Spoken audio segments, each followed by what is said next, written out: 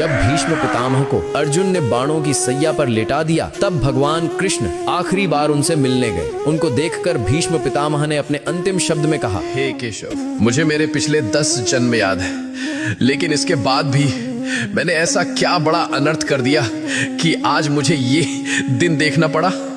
पिछले 10 जन्म में मैंने तो कोई पाप नहीं किया, तो फिर मुझे ये बाणों की सैया क्यों मिली? ये बाणों की सैया अब मुझसे सही नहीं जाती। मुझे मेरे सवाल का जवाब दो केशव।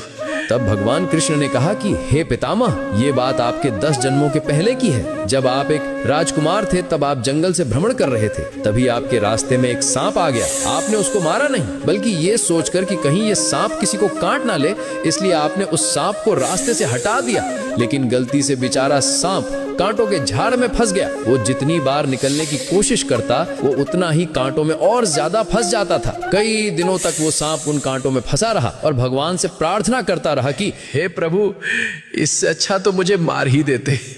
प्रभु, जिसने भी मेरे साथ ऐसा किया है, उसके साथ भी ऐसा ही करना।